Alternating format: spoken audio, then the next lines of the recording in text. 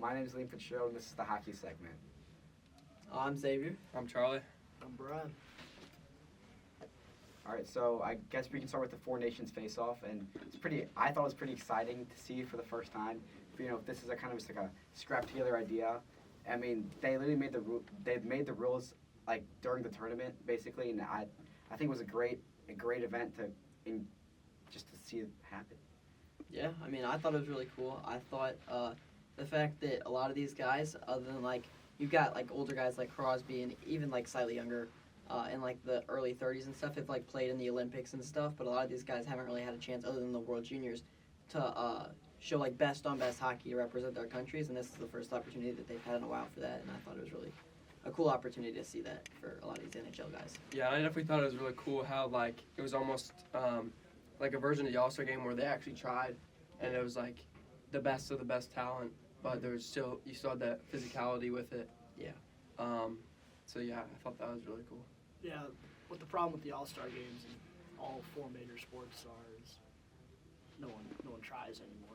And I think adding the national pride aspect to it, best on best, which we haven't seen in 10-ish years since 2016, I think that added a level of compete that we haven't seen in an event like that before.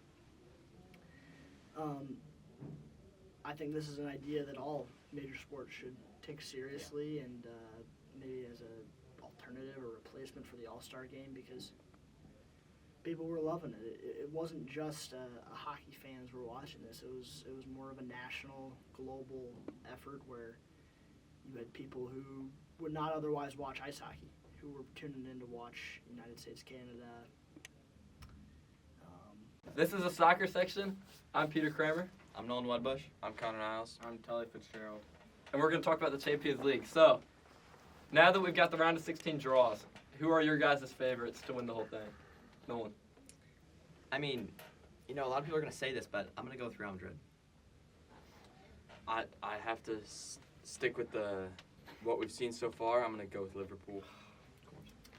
I hate to say it, but I also think Liverpool, this season they've played a lot better than all the other teams. Peter? I think it's going to be PSG. I think they've got the best attack, and I think they've got an underrated amount of depth in their team. They've just got, I think their second starting 11 is better than a lot of teams' firsts, which might be a bold shout, but I don't know. It's a really bold shout. Also, what about their defense? Their defense? What about it? Marquinhos, Pacho, Nuno Mendes, Hakimi. Those are four of, I think some of the best defenders in the world. Maybe not Pacho, but he's still young. And then they've got, Lucas Beraldo. They've got Kimpembe. But Real Madrid, who are their defenders? I bet you don't know one of their starting center backs' names. You got Mendy, you got Alaba. Alaba's been gone. Alaba's injured. Exactly. Rudiger just That's what I came said. back. Rudiger's come back. He though. just came back. But, Militão's out. I don't see Real Madrid making it to the final. I mean, in their last game, I'm pretty sure they started, a 21-year-old academy player that's played 2 games. I mean, but they played Man City 4th in the league for EPL, and they beat them 3-1. With an Mbappe hat-trick. I think the winner of the PSG-Liverpool game is bound to go to the final. And then I think Barcelona or maybe Bayern, but I think Barcelona's definitely got a clear shot to the final. Yeah, I mean, Rafinha, I think, should be within a shout for the Ballon d'Or. I think and it's not only GA, it's just, the way he's playing, what he contributes to the game. If you, watch it, I think he's definitely been a top 3 player in the world at least. Yeah, no, I can side with that. He's really been in form for Barcelona this year. I'd put him second to Salah for Ballon d'Or as of right now. I feel like that's some bias coming from you. Yeah, we have a whole lot of Liverpool bias. The if entire the time. thing about He leads the league in goals and assists, Yeah, but when you watch and the it's not even games, close. he gets assists off, triple deflected passes and tap-ins. His GA does not, show the type of player he is. I think he ghosts for 80 minutes and He's then a stat merchant. he puts in, one... I He's don't kind of think Cole Palmer 30, in that way. 39 goals and assists in. I'm not saying it's what? not impressive. I think Rafinha does more.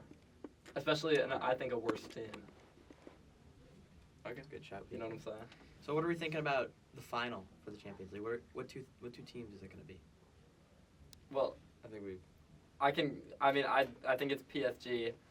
And then on the other side, I might go with Barca. I think it's gonna be more of like a. I think Benfica.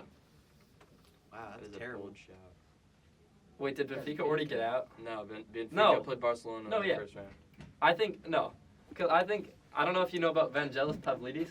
This guy has scored like literally every game he's played in the Champions League. Greek striker. He's got his ball. Yeah, the Greek striker for Benfica, and then they've also got Alvaro Fernandez at left back. He got released from Man United, and he's just been like a whole new player. And I think they'll at least make it to the semis. On to the Premier League. Oh god, that's weird. All right. Awesome. On to the Premier League. I want to say, like, who do we think are the title favorites at this point, and who do we think are the relegation favorites? Nolen? So my top three, I think it's gonna finish Liverpool, Arsenal, Chelsea, like that, and then relegation. I'm thinking Ipswich, Southampton, and Everton. Tully, what do you got?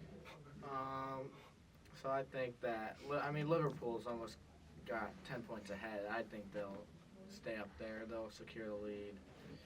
And maybe Nottingham Forest, Arsenal. They could easily switch in and out. The Brighton could definitely be sliding up there towards that top three, towards the later games of the year.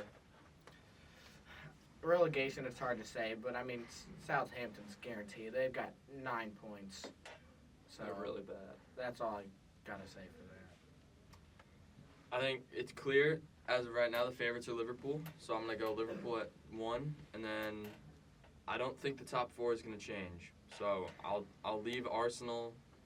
I think Man City maybe jump into 3rd above Nottingham Forest, but I don't see Chelsea or Bournemouth having enough. Oh, And then yeah. relegation, I'm gonna leave it how it is. Southampton, Leicester, Ipswich. I think Wolves have potential to win a few games here late in the year.